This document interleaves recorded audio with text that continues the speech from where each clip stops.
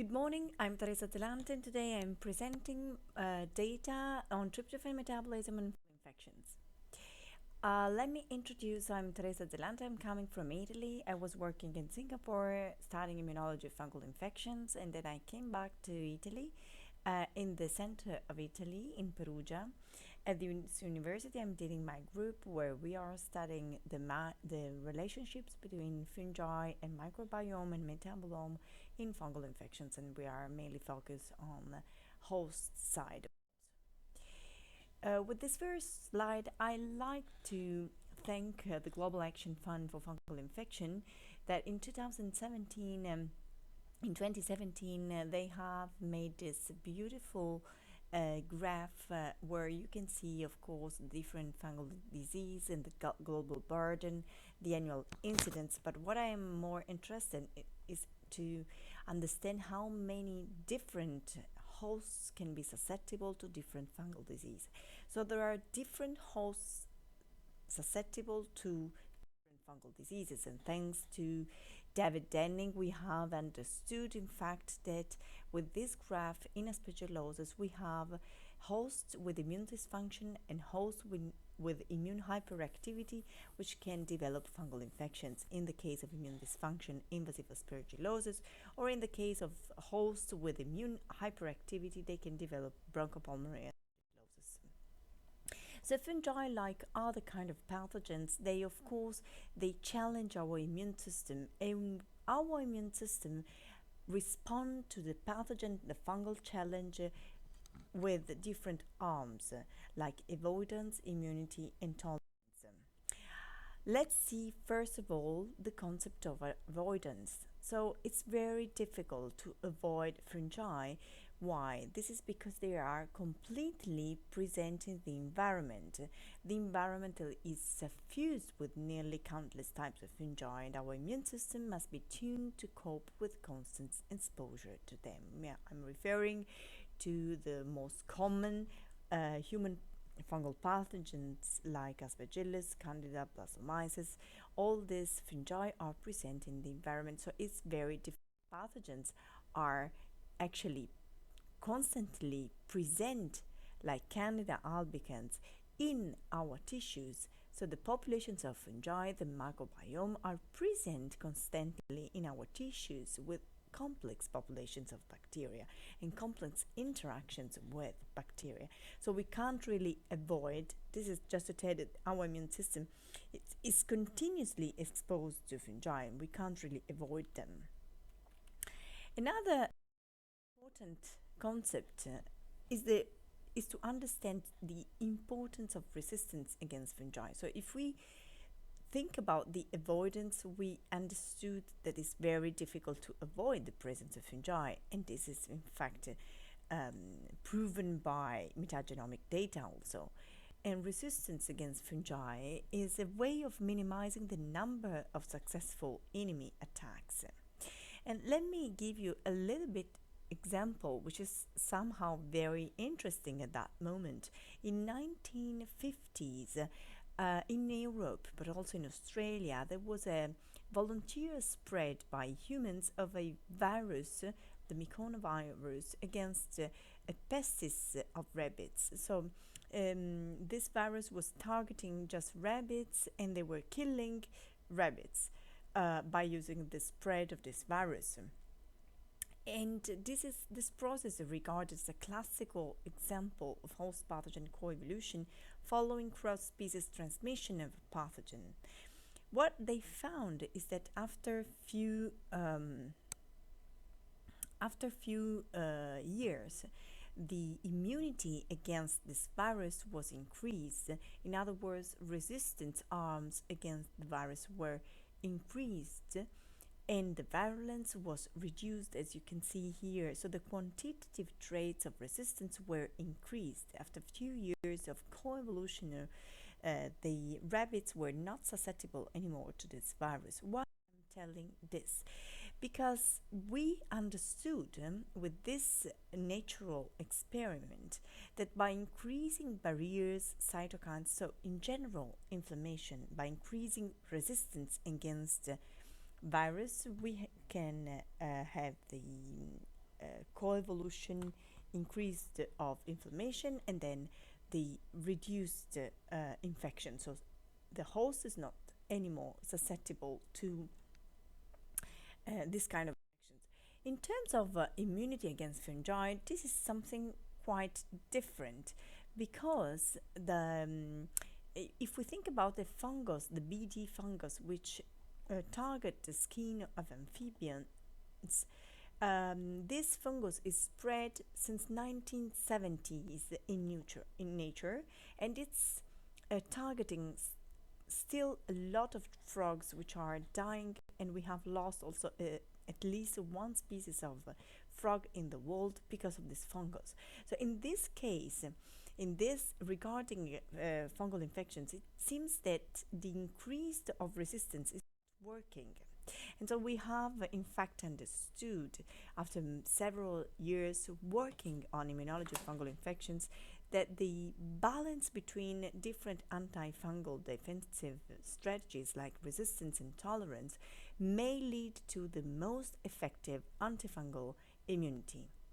So resistance has the benefit to control fungal burden, tolerance the benefit of limiting tissue damages. Of course, they can, if there is a too much resistance against fungal infections, the risk is inflammation, chronic inflammation, parainflammation. If there is an increase of tolerogenic arms, the risk is infection and fungal persistency. So the different components of the immune system are actually acting as a resistance arms or tolerogenic arms, like Th17 for resistance, T regulatory cells for tolerance. And in this presentation, I'm focusing on basically on Th17 response and T regulatory cell response against fungal infections. So Th17 immunity indeed is a very important story that started when Gordon Brown research was leading to discovery of beta-glucan as a ligand of dectin-1 or dectin-2. And this was very important because we understood that dendritic cells or other antigen-presenting cells through the activation of CAD9 were actually activating the polarization of Th17 cells, which is important for the recruitment of neutrophils and then the activation of an antifungal defense in terms of antimicrobial peptides and barrier defense. And this is because of the production of IL-17A, IL-17F, IL-22 by Th17 cells. So this is what we got, but of course the story is much more complex because IL-17 exerts protective effects because of the recruitment and activation of neutrophils, but the depletion of neutrophils renders mice susceptible to OPC and disseminated candidiasis, but we know that there is an exception of mucosal and vaginal candidiasis. So the activation of Th17 resistance against mucosal and vaginal candidiasis in fact is not protecting against this kind of disease, fungal disease. And Candida, we know that Candida specific memory T cells in humans are Th17 cells, but the majority of these IL-17 positive subsets is not clear what is the function against fungal infections in humans. It's true that human genetic defense, thanks to a lot of work done by Casadeval and other researchers in the world, demonstrated that may be associated with Candida infection. But it's also true that, however, humans with mutation in the IL-17 pathway typically do not develop disseminated disease. And one exception is patients with CAD9 mutations. So this is a very good and strong question that may be probably answered in the next future. A very interesting report in Cell Host and Microbe by researcher Shao, he demonstrated in fact that the function of Th17 cells may be to regulate airway inflammation. In fact, interestingly, they saw that the Candida albicans disseminated disease is indeed reduced when we have colonization in the gastrointestinal tract with Candida albicans, and this is because gastrointestinal colonization with Candida albicans may increase Th17 cells. These are actually regulating, and of course these Th17 cells may predispose to the development of airway inflammation. So these are very important to reduce disseminated candidiasis, but actually they can predispose to airway inflammation. Let's turn our attention to tolerogenic arms. So tolerance is a way of minimizing the fitness impact of these attacks, and so the anti-inflammatory strategies that we focus on T-regulatory cells we have described in Aspergillosis, like in chronic granulomatous disease, in cystic fibrosis. So in different mouse models where Aspergillosis is very common also in human disease, we have described the importance of the expansion of T-regulatory cells, which is important again to regulate the expansion of Th17 cells. How they develop? They develop because of the polarization thanks to a microenvironment where AL10 or TGF-beta is produced by antigen-presenting cells. We have described that a way to create a tolerogenic environment is when antigen-presenting cells express IDO. IDO is a rate-limiting enzyme of tryptophan metabolism, and it's very important to create peripheral tolerance. In fact, this metabolism is studied in pregnancy, transplantation, autoimmunity, allergy, neoplasia, so all different conditions where peripheral tolerance induction is very important for the recovery of patients. The majority of tryptophan, which comes from dietary intake, 99%, is in fact metabolized by IDO for the production of kynurenine, as you can see in adult blood, and it's described by Sheffield in human and again Aspergillus. Thanks to the collaboration with Professor Nancy Keller, we came into this collaboration because we were both interested into the microenvironment created by IDO in response to fungal infections. She's very involved in the study of genetics, as you may know, and fungi. So we decided to study IDO in Aspergillus, and we found, in fact, by looking at the genome of Aspergillus, that Aspergillus has 3 different genes that we call IDO-A, B, and C. If we look at the protein by doing a computational study, the protein of Aspergillus are very similar to the human IDO. In particular, IDO-A and IDO-B more than IDO-C are very similar to human IDO-1 and human IDO-2, which are the main protein, the IDO protein in humans.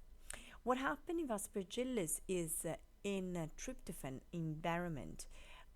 In fact, what we can see and what we expected also is that IDO is expressed is highly expressed, of course, because of the tryptophan intake in the medium. And thanks to the collaboration with Nancy Keller, we have deleted the 3 different IDO, and we found that there is no survival unless we add into the medium the presence of nicotinamide.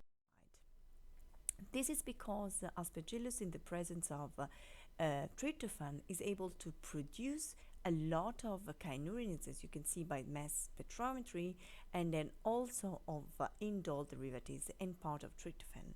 And this is because by looking at the metabolism of tryptophan with the Professor Nancy Keller, we found that in fact tryptophan is degraded into kynurenines by Aspergillus through IDO-A, B, and C, and through the enzyme ARO, it is degraded into indole derivatives. It's very important to understand that indoles keep the indole ring of the tryptophan, while kynurenine lose the indole ring.